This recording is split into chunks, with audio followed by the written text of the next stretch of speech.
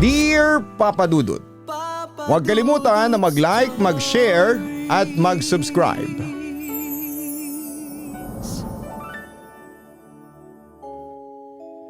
Dear Papa Dudut, isang mapagpalang gabi po sa inyo at sa lahat ng mga nakikinig sa programa mo ngayon.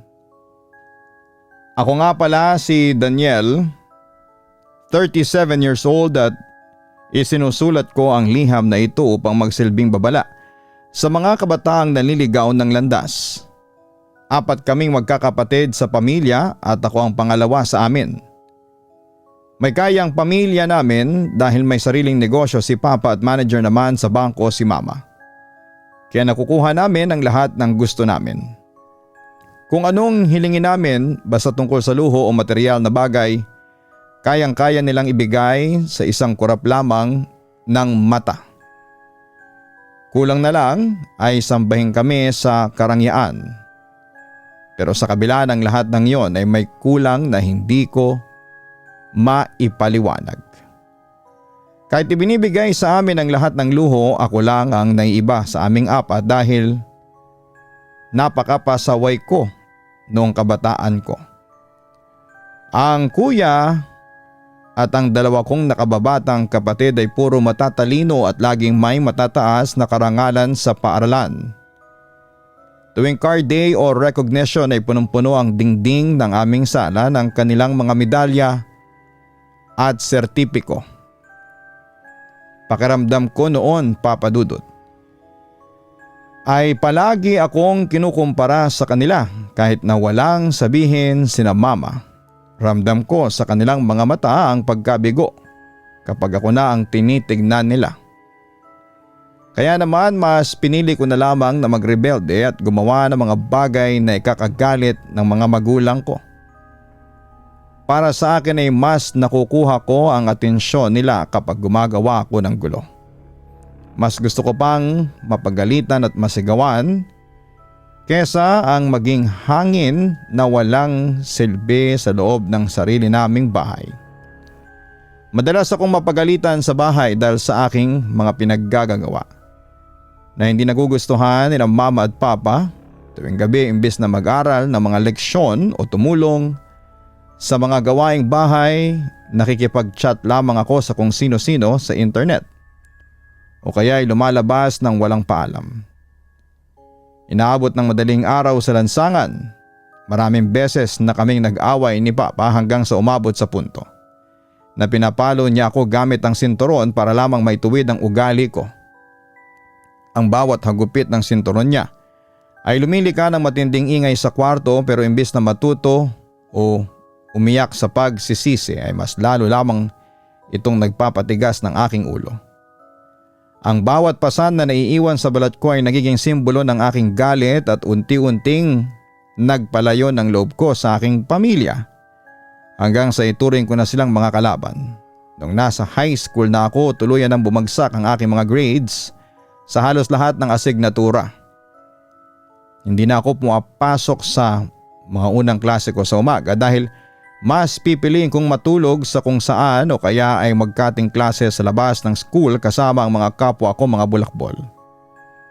Tuwing card day, laging pulang marka ang nakikita ni na Mama na nagiging dahilan ng walang katapusang sermon sa aming sala na madalas ay nauuwi lamang sa aking pagdadabog at pagpupukpok ng pinto ng kwarto. Nawala na ako ng pakialam sa aking kinabukasan dahil para sa akin ay sadyang black sheep na ako ng pamilya at wala nang magbabago doon. Tanggap ko na ako ang basurang anak na walang mararating sa buhay. Dahil palaging bored sa loob ng silid-aralan at walang maintindihan sa mga tinuturo ng guro, nakahanap ako ng bagong kaibigan sa labas ng aming university. Sila ang mga barkada na walang ibang inatupag kundi ang tumambay sa mga madidilim na kanto, mag-inuman ng murang alak at maghanap ng gulo araw-araw sa ibang mga grupo. Sa kanila ko naramdaman ang tunay na pagtanggap na hindi ko makuha sa loob ng aming tahanan. Walang naghahanap ng medalya sa akin doon, walang nagtatanong ng mataas na grado, kaya naman mabilis kong sinunod ang lahat ng kanilang ginagawa upang mapatunayan na karapat-dapat ako sa kanilang samahan. Hindi ko alam na ito pala ang simula ng aking tuluyang pagkabulid sa isang napakasamang landas na walang kasing dilim. Isang gabi nga, Papa Dudut, habang nagiinuman kami sa likod ng isang abandonadong gusali na napapaligiran ng matataas na talahib, ay pinakilala sa akin ng leader ng barkada ang paggamit ng masamang bisyo. Nilabas niya ang isang maliit na plastic sachet na may lamang puting pulbos. Nung una ay nag-atubili ako at nakaramdam ng kaunting takot dahil alam kong labag ito sa batas at napakadelikado para sa aking kalusugan. Ngunit dahil sa pambubuyo at asar ng aking mga kasama na kesehodang duwag daw ako o mangmang na anak mayaman at sa kagustuhang maging astig sa harapan nila, ay sinubukan kong gamitin ang pinagbabawal na gamot. Ang sandaling yon, Papa Dudut, ang tuluyang sumira sa aking kaisipan, lumason sa aking dugo at nagdala sa akin ng mas malalim na kapahamakan na hindi ko natakasan. Duwag daw ako o mangmang na anak mayaman at sa kagustuhang maging astig sa harapan nila. Sinubukan ko ang ipinagbabawal na gamot. Ang sandaling yon, Papa Dudut, ang tuluyang sumira sa aking kaisipan. Lumason sa aking dugo at nagdala sa akin sa mas malalim na kapahamakan na hindi ko na natakasan pa. Nang malaman nila, Papa, ang tungkol sa aking paggamit ng droga dahil nakita nila ang mga natitirang gamit at sachet sa loob ng aking bag isang umaga, nagkaroon ng napakalaking gulo sa bahay, Papa Dudut. Walang katapusang sigawan ang nangyari. Galit na galit si Papa, namumula ang mukha niya at nanginginig ang buong katawan habang tinuturo ako. Sinabi ni Papa na wala siyang anak na adik, na winawasak ko ang pangalan ng pamilya.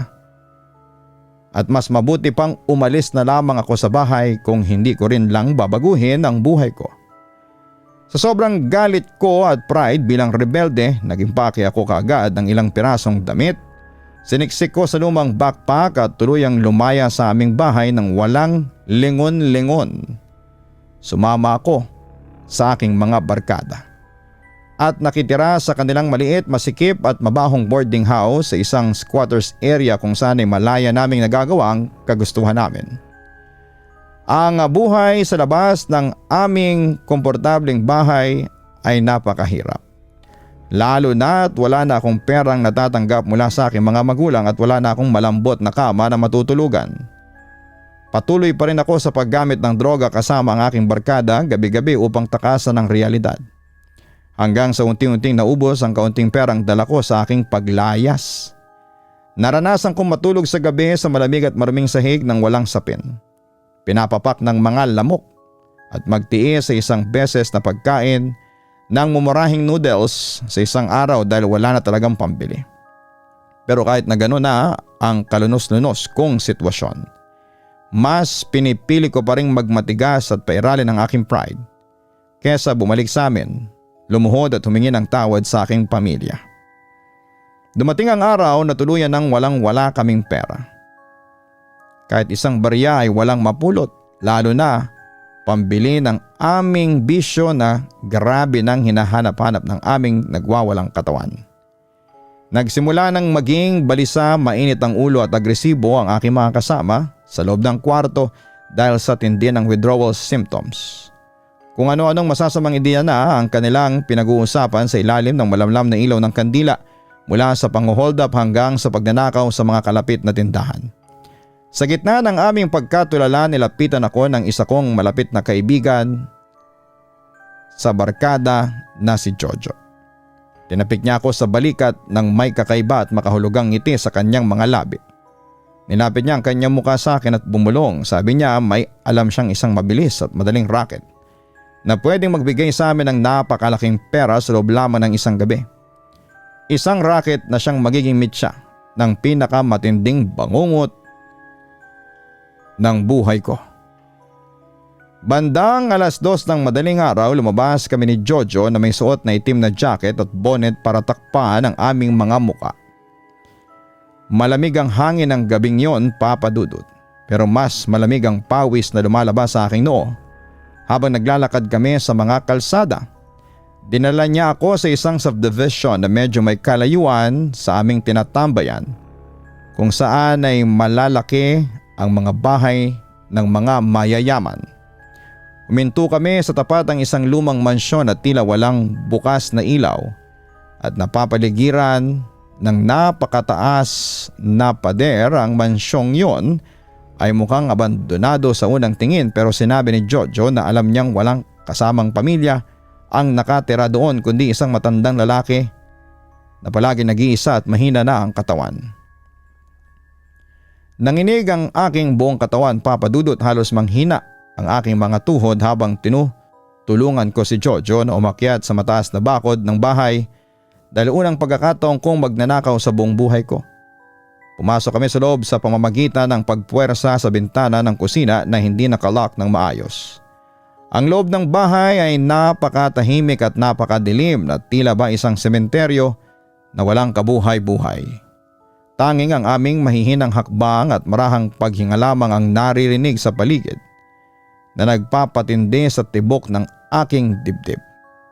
Nagmamadaling naghanap si Jojo ng mga mahalagang gamit at alahas sa sala gamit ang maliit niyang flashlight, habang ako naman ay naiwang nakatayo sa tabi ng isang lamesang kahoy, lito at parang gustong tumakbo pabalik sa labas. Sa ibabaw ng lamesang iyon ay nakita ko ang isang maliit na music box na gawa sa makintab na maitim na kahoy at may mga dekorasyong ginto sa gilid nito.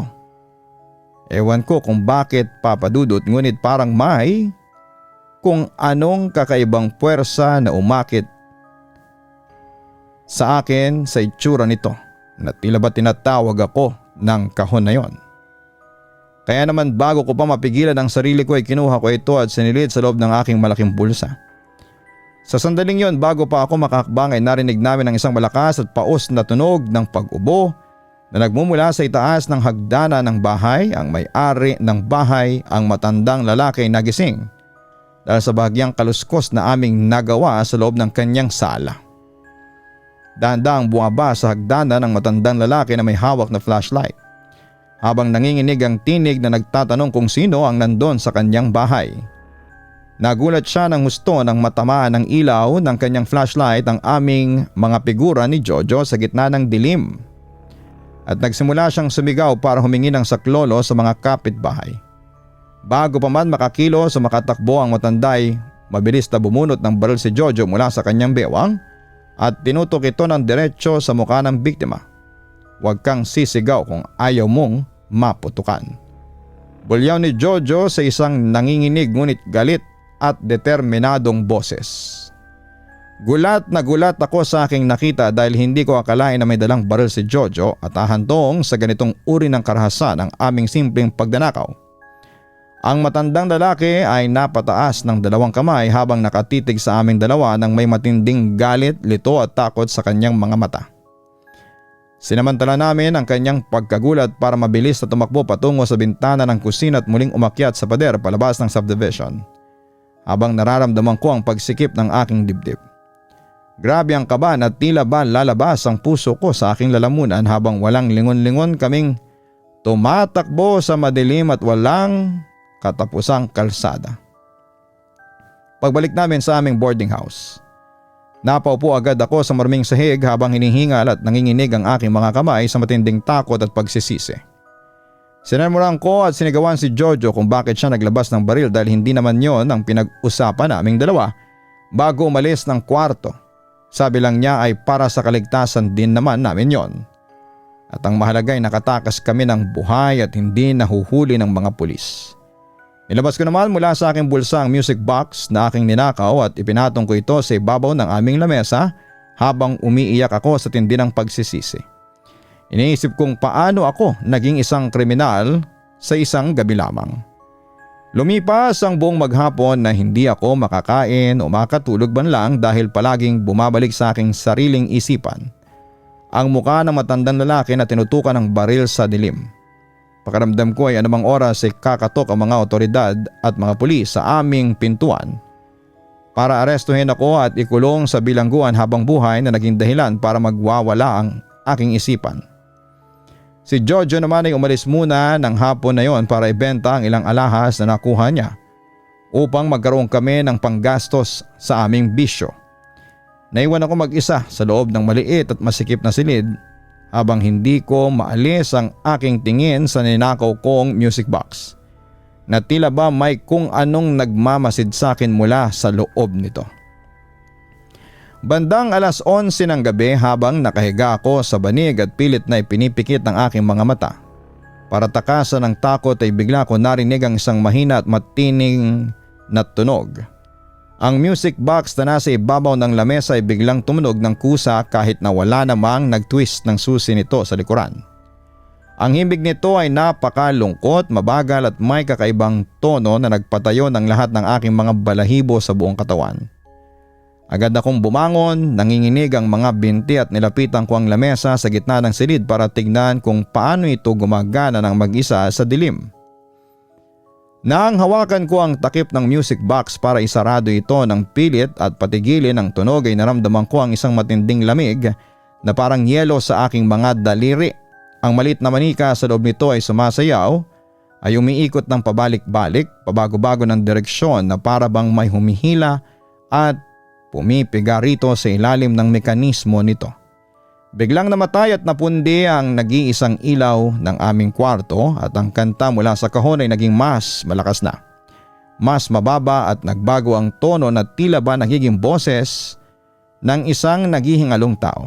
Napatakbo ako pabalik sa aking banig at nagkumot ng mahigpit habang umiiyak at nanginginig sa takot sa ilalim ng tela. Habang nakatago ako sa ilalim ng aking kumot ay narinig ko naman ang sunod-sunod na mahihinang hakbang ng mga paa na naglalakad sa loob ng aking mismong silid. Ang tunog ng hakbang ay mabigat, mabagal at tila ba may dragging sound na parang lumalakad na paa na katulad ng mga matandang lalaki noong gabi ng pagnanakaw sa mansyon. Unti-unting hinila ng isang hindi makikitang malamig na puwersa ang aking kumot palayo sa aking muka. Gaano ko man ito higpitan hanggang sa tuluyan akong malantad sa dilim ng gabi. Napadilat ako at muntik na akong mamatay sa tindi ng takot sa aking nakita sa mismong tapat ng aking higaan. Nakatigil at nakatayo roon ang matandang lalaki na aming ninakawan noong nakaraang gabi, ngunit ang kanyang itsura ay napakakaiba at nakakapangilabot na ngayon kumpara nung una ko siyang makita. Ang kanyang mga mata ay purong itim na, walang puti at may lumalabas na madilim at malapot na likido mula sa gilid ng kanyang mga labi habang nakatitig ng nanlilisik sa akin. Ang kanyang kanang kamay ay nakataas at nakaturo ng diretsyo sa aking muka na parang nagbibigay ng isang sumpa o babala na habang buhay kong dadalhin. Ang music box sa ibabaw ng lamesa ay patuloy pa rin sa pagtugtog ng kanyang nakakatakot at bumubulong na himig sa background ng silid. Sinubukan kong gumalaw, sumigaw at tumayo para tumakbo palabas ng pintuan, ngunit ang buong katawan ko ay tila ba naparalisa na. Parang nakadagan na sako ng buhangin, may nakadagan na sako ng buhangin sa aking dibdib sa matinding takot at bigat ng hangin. Nilapit ng matanda ang kanyang mukha sa akin, naamoy ko ang amoy ng kamatayan at narinig ko ang isang mahinang bulong na nagmula sa kanyang bibig na walang tunog ng hangin ngunit umaalingaw-ngaw sa utak ko. "Ibalik mo sa akin, Daniel. Hindi mo alam ang kinuha mo." Bulong niya bago siya dahan-dahang naglaho na parang usok sa dilim ng kwarto. Nang biglang bumalik ang mga ilaw at ang music box ay kusa ring huminto sa pagtugtog at iniwan akong basang-basa ng pawis, umiiyak at nanginginig sa aking banig. Pagsapit ng madaling araw, bumalik si Jojo sa boarding house na may bitbit na plastic ng pagkain at ilang pirasong pera mula sa kanyang transaksyon. Baka sa kanyang mukha ang malaking tuwa dahil naibenta niya raw ng maayos ang ilang nakuhang alahas mula sa mansyon sa isang kakilala niya. Agad niya akong niyayang kumain para magdiwang pero napansin niya na nakatulala lamang ako sa isang sulok. Nakatitig sa sahig at hindi na gumagalaw. Tinanong niya ako kung ano ang problema ko. Kung nakatira ba ako at kung bakit grabe ang mantsa ng pawis na bumalatay sa aking damit. Ikinuwento ko ng pautal-utal kay Jojo ang tungkol sa pagtugtog ng music box ng mag-isa at ang pagpapakita ng nakakatakot na matandang lalaki sa tapat ng aking higaan ng hating gabi. Imbis na matakot, mag-alala o makiramdam ay bigla siyang humalakpak ng tawa. Na tila ba isang malaking biro o guni-guni lamang ang aking mga sinabi sa kanya. Daniel, praning ka lang dahil sa tama ng droga at sa kakaibang kaba mo kagabi. Itulog mo lang yan, sabi niya habang tinatapik ang aking balikat at kumakain. Sobra akong nainis at natakot sa kanya dahil alam kong kitang-kita ko ang matanda. Pero para sa kanya ay guni-guni ko lamang ang lahat dahil sa bisyo. Dahil sa atin din ang takot ko, sinabihan ko si Jojo na mas mabuting ibalik na lang namin ang music box na yon sa mansyon bago pa kami mapahamak o mamatay ng tuluyan sa sumpa ng matanda. Biglang nagbago ang mukha ni Jojo nang marinig ang salitang isa sa uli. Naging seryoso at galit ito. At sinabing walang isa sa uli dahil pwedeng-pwede pa itong ibenta sa mga antique shop sa malaking halaga. Inagaw niya sa akin ang pilit ng music box at sinilid ito sa loob ng kanyang cabinet bago niya ito nilagyan ng kandado upang hindi ko na makuha pa. Pakiramdam ko, Papa Dudut, ay lalong bumigat at lumamig ang hangin sa loob ng kwarto namin matapos niyang gawin yon. Nang sumunod na tanghali, nagising ako sa lakas ng ingay ng telebisyon ng kapitbahay namin sa labas ng boarding house. May naririnig akong ulat mula sa isang news program tungkol sa isang insidente ng pagnanakaw na naganap sa isang kilalang subdivision sa aming bayan nung nakaraang gabi. Mabilis akong tumayo, nanginginig ang mga binti at lumabas sa may pintuan para makinig nang maigi sa sinasabi ng reporter sa balita. Nang banggitin ang pangalan ng sityo at ipakita ang labas ng lumang mansyon na aming pinasok ay halos suminto ang tibok ng aking puso at binalot ako ng malamig na kilabot. Ayon sa balita, ang matandang lalaki na nakatira doon na kilala pala bilang isang retiradong guro sa bayan ay natagpuang patay ng kanyang mga kapitbahay sa loob ng kanyang mismong sala. Pumanaw siya dahil sa atake sa puso na idinulot daw ng sobrang takot at trauma matapos pasukin na mga hindi kilalang magnanakaw ang kanyang tahanan. Nanghina ang aking mga tuhod nung marinig ko ang balita, Papa Dudut, at napasandal ako sa dingding habang umiiyak ng walang tunog sa tapat ng pintuan. Ibig sabihin, naging bahagi ako ng isang krimen na naging dahilan din ang pagkawala ng buhay ng isang inosenteng matanda at ang multo niya ay alam kong nasaan ang kanyang pag-aari. Papa Dudut, doon ko naramdaman ang pinakamatinding pagsisisi na bumasag sa buong pagkatao ko. Pumasok akong muli sa kwarto at hinarap ko si Jojo na noon ay kasalukuyang nagbibilang ng pera sa ibabaw ng banig. Tila walang pakialam sa mundong labas. Jojo, patay na yung matanda. Inatake sa puso dahil sa atin. Pasigaw kong sabi sa kanya habang nanginginig ang aking buong katawan. Nagulat din si Jojo na mutla ang mga labi niya pero mabilis niyang pinigilan ang aking bibig gamit ang kanyang kamay para hindi kami marinig ng mga kapitbahay sa manipis naming dingding. Sinabihan niya ako na manahimik at huwag magpapanik dahil wala namang nakakita sa aming muka ng gabi ng krimen dahil nakabonet kami. Pero Papa Dudut, ang konsensya hindi mo pwedeng takpan ng bonnet. Pagsapit ng gabi, hindi ko na kayang hawakan o tignan ang mga pagkaing binili ni Jojo mula sa perang ninakaw namin. Pakiramdam ko ay dugo ng matanda ang nakahalo doon dahil sa matinding konsensya na bumabagabag sa akin. Nakahiga lamang ako sa banig habang nakatitig sa kisame na puno ng mantsa at alikabok ng lumang kwarto, parang unti-unting sumisikip ang paligid. Bandang 12:00 ng hating gabi. Narinig ko muli ang mahinang tunog ng mekanismo na nagmumula sa loob ng cabinet ni Jojo. Kahit nakalaki ito ng mahigpit ay narinig namin ang pamilyar at malungkot na himig ng music box na unti-unting tumutunog ng kusa sa gitna ng kadiliman.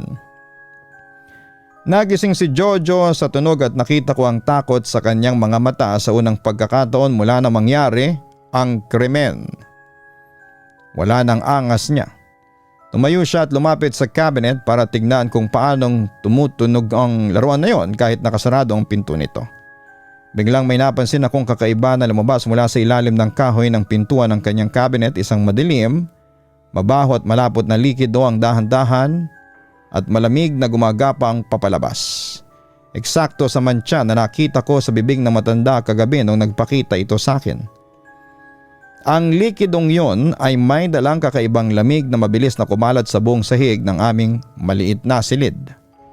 Tila ba nagyayelo ang bawat sulok. Sinubukan ni Jojo na tapakan ito gamit ang kanyang tsinelas para punasan at pigilan, pero ang likido ay tila may sariling isipan. Umiwas ito at diretsong gumapang patungo sa pwesto ng aming higaan. Sumigaw ako sa takot at mabilis akong tumayo para sumandal sa pader habang nakataas ang aking mga paa palayo sa sahig.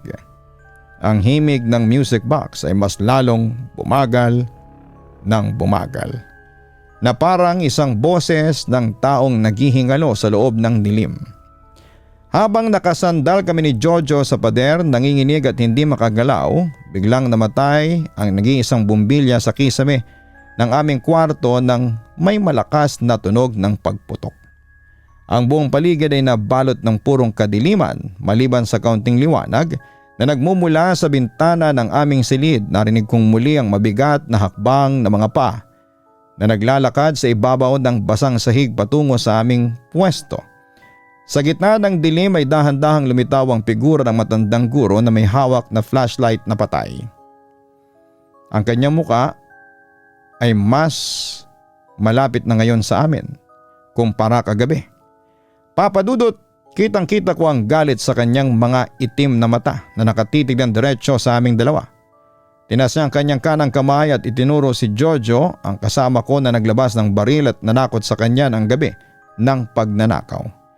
Biglang napatras si Jojo habang hawak-hawak ang kanyang sariling leeg. Namumula ang mukha na parang may sumasakal sa kanya kahit na wala namang tao sa tapat niya. Sinubukan ko siyang tulungan o abutin, pero ang buong katawan ko ay tila ba nakadikit sa pader sa matinding bigat ng paligid. Si Jojo ay tuluyan ng napaupo sa sahig habang nanginginig ang buong katawan at pilit na humihinga ng malalim dahil sa kakulangan ng hangin. Parang unti-unting kinukuha ang buhay sa kanya. Sa isang saglit ay dahan-dahang naglaho ang figura ng matanda kasabay ng paghinto ng tunog ng music box sa loob ng cabinet. Nang bumalik ang katahimikan, nakita ko si Jojo na nawala na ng malay sa ibabaw ng basang sahig. Kinaumagahan, pagising ni Jojo mula sa kanyang pagkakahimatay, wala na siyang imik.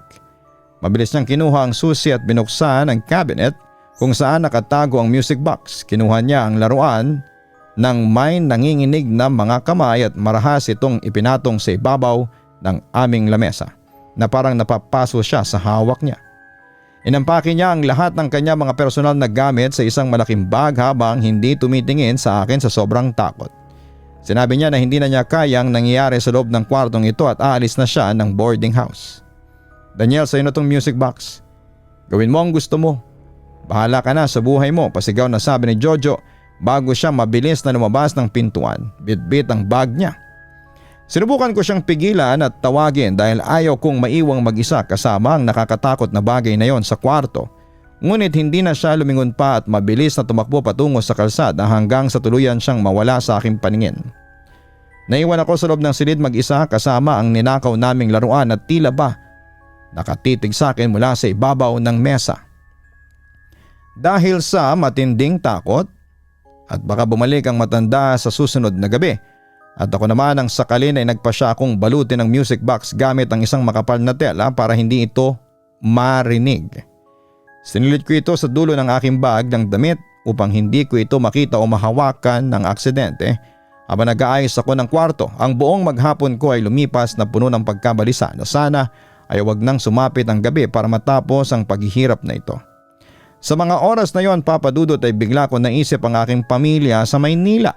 Kung gaano kaligtas at kaayos ang buhay ko noong kasama ko pa sila doon. Mga bagay na binaliwala ko noong nagrebelde ako. Upang makahanap ng kaunting katahimikan sa nagwawala kong isipan. Nagpa siya akong maglakad patungo sa isang lumang simbahan na matatagpuan sa bayan. Pagpasok ko sa loob ay naramdaman ko ang kaunting bawas sa bigat na aking nararamdaman sa dibdib ko habang nakaupo ako sa pinakahuling linya ng mga upuang kahoy. Tumingin ako sa unahan sa altar at doon ko naalala ang lahat ng mga dasal na itinuro sa akin ni mama noong bata pa ako na matagal kong kinalimutan. Umiyak ako ng tahimik sa isang sulok habang humihingi ng tawad sa Panginoon sa lahat ng aking masamang pinagagawa. Isang matandang parokyano ang lumapit sa aking tabi at nagabot ng isang panyo nang napansin niya ang aking walang humpay na pagluha. Tinanong niya kung may bigat ba akong dinadala na gustong ihingi ng payo sa pari ng simbahan. Umiling ako ng mabilis dahil natatakot akong malaman ng iba na naging bahagi ako ng isang pagnanakaw na naging sanhi ng kamatayan ng isang tao.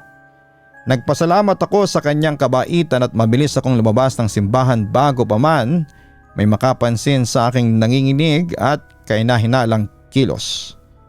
Habang naglalakad ako pabalik sa squatters area, naramdaman kong muli ang pakiramdam na may sumusunod sa akin mula sa aking likuran. Yung mabigat na presensya tuwing lilingon ako para tignan ang daan.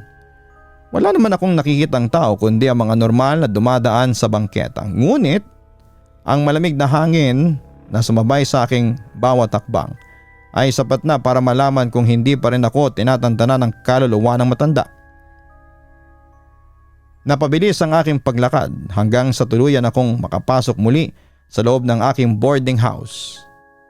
Pagsapit ng alas 11 ng gabi, muli akong nagkulong sa aking kwarto habang nakasindi ang nag-iisang maliit na kandila sa ibabaw ng lamesa bilang kapalit ng pumutok na bumbilya.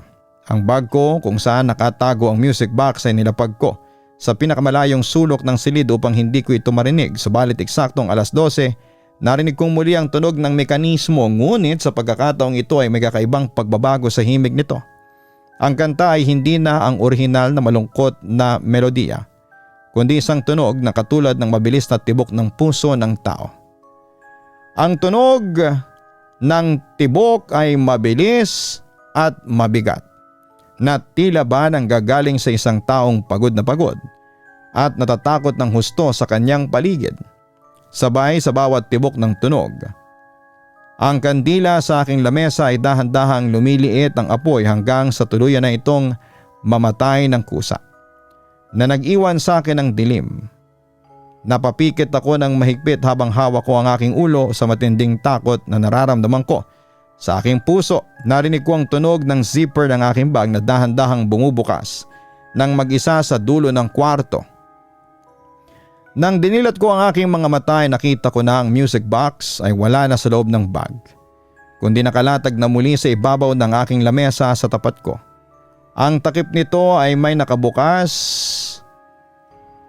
na at ang maliit na manika sa loob ay umiikot ng napakabilis na lumilika ng isang nakakarinding tunog ng gasgas na kahoy. Sa tabi ng lamesa nakita ko ang refleksyon ng matandang lalaki sa salamin ng cabinet na nakatitig sa akin ng may malamig at maputlang muka. Ang kanyang daliri ay nakaturo pa rin sa akin na parang naghihintay ng aking susunod na gagawin. Ang buong magdamag na yon ay hindi ko na magawang ipikit ang aking mga mata at humiga sa aking banig sa sobrang takot sa matanda. Nakaupo lamang ako sa sahig habang nakatitig sa music box na patuloy sa paglalabas ng tunog ng tibok ng puso sa tahimik na silid. Doon ko napagtanto na hindi ako magkakaroon ng katahimikan, kaligtasan o tulog hanggat hawak ko ang bagay na ito na pag-aari ng yumaong matanda. Nagpasya ako sa aking sarili na kahit na anong mangyari ibabalik ko ito sa kanyang mansyon bago sumapit ang susunod na gabi. Kinaumagahan kinuha ko ang music box at muli ko itong binalot sa tela bago ko ito sinilid sa aking jacket ng mabilis upang hindi makita ng iba. Sumakay ako ng jeep patungo sa subdivision kung saan matatagpuan ang lumang mansyon ng retiradong guro na aming ninakawan. Habang nasa biyahe ramdam ko pa rin ang panginginig ng aking mga kamay sa kaba at takot na baka mahuli ako ng mga pulis na nagbabantay doon. Ngunit papadudot mas matindi ang takot ko sa multo ng matanda kesa sa parusa ng batas o ng kulungan. Nakarating ako sa tapat ng mansyon at nakita kong may mga dilaw na police line pa rin na nakatali sa may gate bilang tanda ng investigasyon. Ang buong bahay ay napakatahimik at walang kahit na isang tao na naglalakad sa loob ng bakuran nito sa umaga. Parang dinala ng hangin ang lungkot ng lugar. Naglakad ako ng dahan-dahan patungo sa gilid ng pader kung saan kami umakyat ni Jojo noong gabi ng krimen upang maghanap ng paraan para maiwan ang laruan.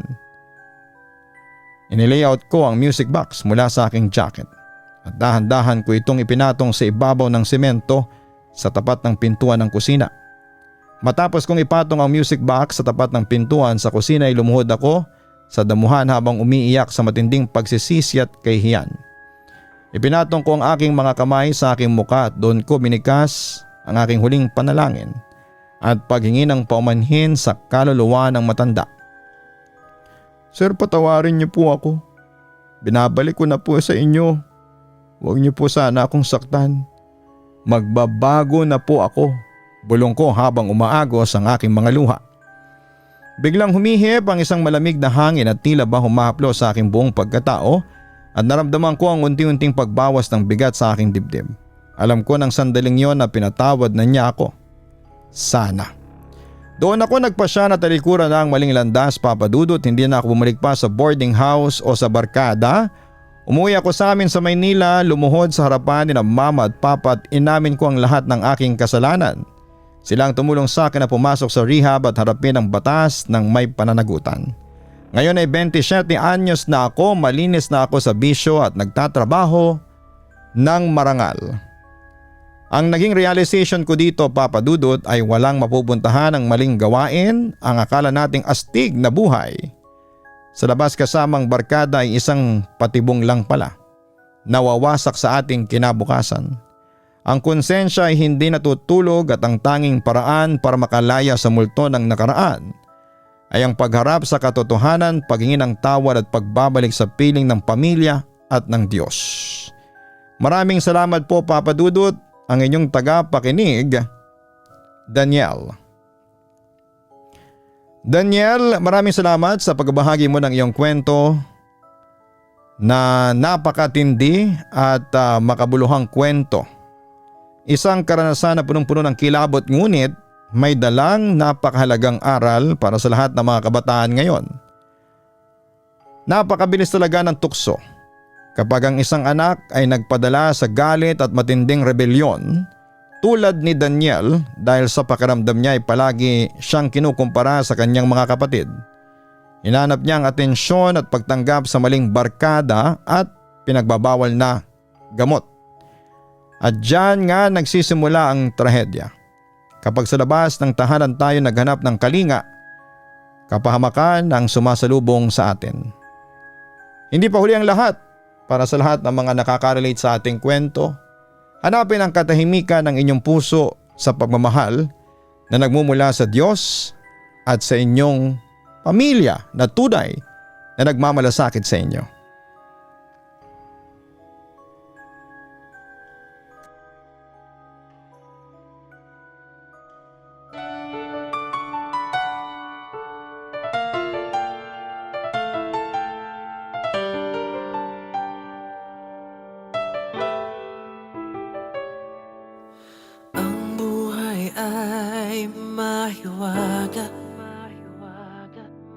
Laging may lungkot at saya sa Papa Dudut Stories. Laging may karamay ka.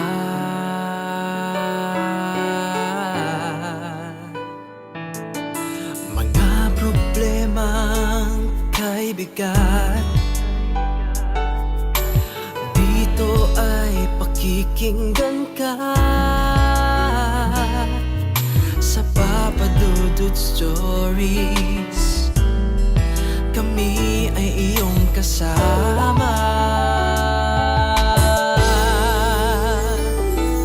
Dito sa Papa Dudut Stories, ikaw ay hindi nag-iisa.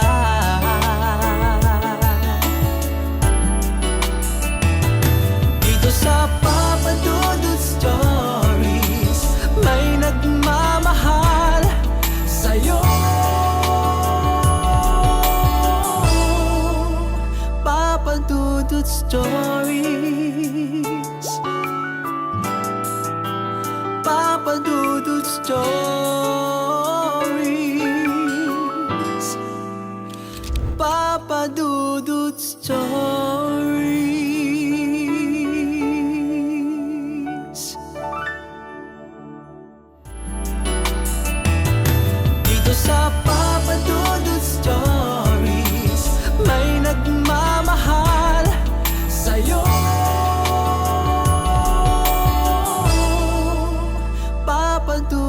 Stories. Papa Dudut Stories. Hello mga ka-online, si Papa Dudut po ito. Nagustuhan niyo ba ang kwento natin ngayong araw? Pwede kayong mag-post ng inyong mga komento at huwag din kalimutan na mag-like, mag-share at mag-subscribe. Maraming salamat po.